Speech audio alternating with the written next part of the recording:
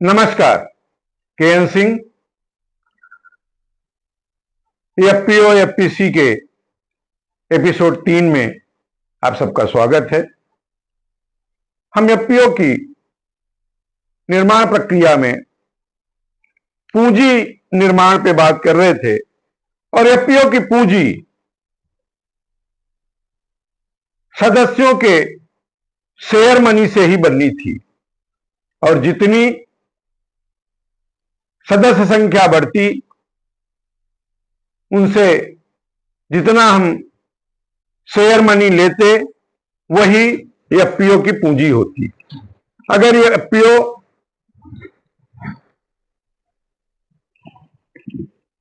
1000 रुपया प्रति share holder लिया है, शेयर 10 रुपए के थे, 100 शेयर अगर आपने 10 रुपए में बेचे तो 1000 रुपए एक शेयर होल्डर से आपको मिल जाएगा।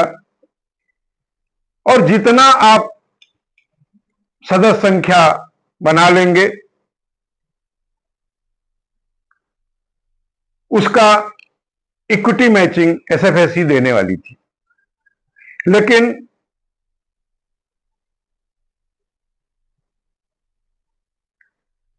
सदस्यों से संख्या का दबदबाव आया एफपीओ पे कि हमें संख्या 300 तक करनी है। लोग पैसा नहीं दिए, लोगों से शेयर नहीं बिका, तो कुछ एफपीओ ने तो अपने पास से पैसे लगा दिए। शेयर के नाम तो बढ़ा लिए लेकिन पैसा अपने पास से लगाया। जिन्होंने 300 मेंबर बना लिए उन्हें 300 के हिसाब से इक्विटी क्लेम किया तो इक्विटी मैचिंग भी मिल गई। लेकिन जो एफपीओ 10,000 एफपीओ के शुरू होने से पहले के बने थे उन्हें इक्विटी मैचिंग भी एसएफएसी ने देने से रोक दिया। नीति में जब नीति में बदलाव आया तो उन्हें इक्विटी मैचिंग भी मिलना बंद हो गया। एक शेयर होल्डर से 2000 रुपए शेयर मनी के बराबर एसएफएसी इक्विटी देनी थी। शुरुआत में बहुत सारे एफपीओ तो केवल इसी इक्विटी मैचिंग के लिए बने कि अगर हम 1500 मेंबर बना लिए तो 15 लाख रुपए तक हमको इक्विटी मैचिंग मिल जाएगी। बाद में इक्विटी मैचिंग मिलना भी बंद हो गया और सदस्य संख्या भी लोगों ने नहीं बढ़ा पाए। बहुत सारे एफपीओ कहते हैं कि हमारे पास 2000 मेंबर हैं, 4000 मेंबर हैं, किसी ने 5000 मेंबर की भी बात की है। ये 4000 5000 मेंबर अगर हैं, अगर उन्होंने 1000 रुपए भी लिया है तो उनके पास 50 लाख की पूंजी तैयार है। अगर 50 लाख की पूंजी हो और किसी बैंक में 50 लाख की पूंजी से एफपीओ अगर लोन के लिए अप्लाई करे तो उसे मिल सकता है। लेकिन वास्तविकता तो यह है कि जब संख्या बढ़ाने की बात आई तो 10 रुपए का भी मेंबरशिप दिखा के मेंबर खड़े कर दिए गए। एफपीओ के निर्माण में जो सबसे बड़ी चूक हुई है वो चूक यह है कि एफपीओ के साथ जो भी सदस्य जुड़ा वो एफपीओ में स्वयं की इच्छा से नहीं जुड़ा, या तो किसी के संबंध के नाते जुड़ गया, किसी के कहने पे जुड़ गया, लेकिन उसकी इच्छा शक्ति न तो एफपीओ में पैसा देके सदस्यता लेने की थी, शेयर लेने की थी, या उसके साथ जुड़ के काम करने की थी। जब हम स्वस्फूर्ति से अपने विवेक से किसी काम में नहीं लगते,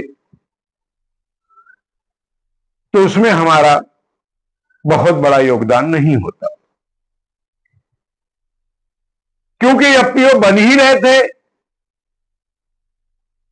किसी न किसी टारगेट को पूरा करने के लिए, दबाव में करने के लिए, सारी चीजें करने के लिए। तो खाना पूर्तियां बहुत हुई, और वो खाना पूर्तियां आज एफपीओ को जहां थे जैसे थे वैसे के वैसे छोड़ दिए।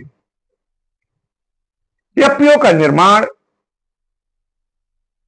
सदस्यों की संख्या से पूंजी क्रिएट करना था, और उस पूंजी से, बैंकिंग से पूंजी क्रिएट करके लोन लेके एक बड़े उद्योग को, बड़े काम को शुरू करना था,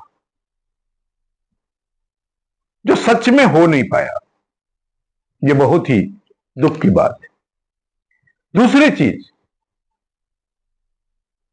कोई भी अगर आपको 1000 रुपए सदस्यता शुल्क दिया है, शेयर मनी दिया है, तो यह अपेक्षा करता है कि हमको इससे कुछ लाभ होना चाहिए, हमें कुछ मिलना चाहिए।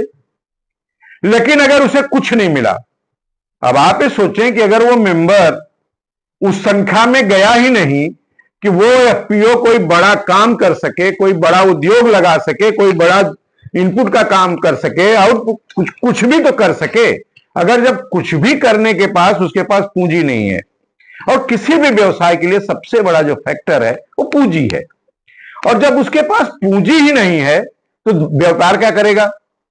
और जब वो किसी ने कोई बड़ा व्यापार नहीं किया, तो उसकी तो जो पूंजी थी, जो शेयर मनी से जो पैसा थोड़ा बहुत इकट्ठा भी हुआ था, वो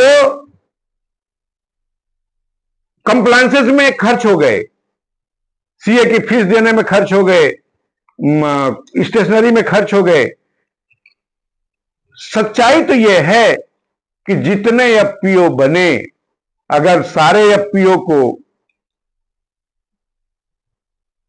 देखा जाए कि ऑफिस तक मेंटेन करने की एफपीओ के पास शक्ति नहीं बची। जब तक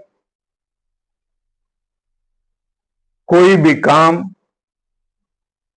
देखिए, किसी भी चीज का जो डीपीआर बनता है, जो हम योजना बनाते हैं, अगर उससे हटके कोई भी काम करें, वो कभी भी सफल नहीं होता।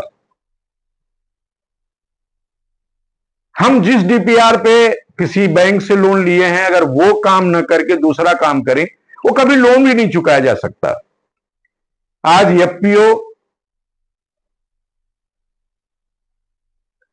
कहने को तो बहुत बन गए, ऐसा कोई जिला नहीं जिसमें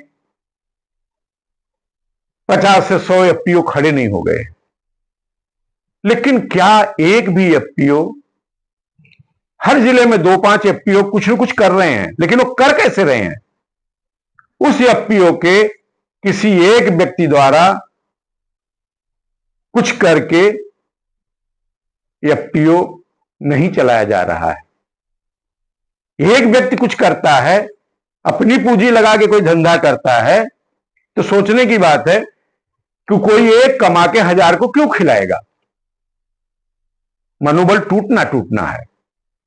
सच्चाई तो यह है कि एफपीओ में जितने मेंबर हैं, अगर वो एफपीओ के द्वारा ही अपने इनपुट की खरीदारी अगर करना चालू करें, एफपीओ अगर कोई दुकान चला रहा है, चाहे पशु आहार की दुकान चला रहा हो, मिल्क डेयरी चला रहा हो, किसी खाद बीज की दुकान चला रहा हो, अगर उसके मेंबर ही केवल उससे, आज जो कहने को कहते देते हैं कि हमारे पास 2000-4000 मेंबर हैं, अगर 4000 ग्राहक हमारे हो जाएं, तो हमारा उद्योग, हमारा धंधा वैसे ही बहुत बढ़िया चल जावे। वीडियो भी थोड़ी लंबी हो गई है, तो आगे की बात हम अगली एपिसोड में करेंगे। धन्यवाद।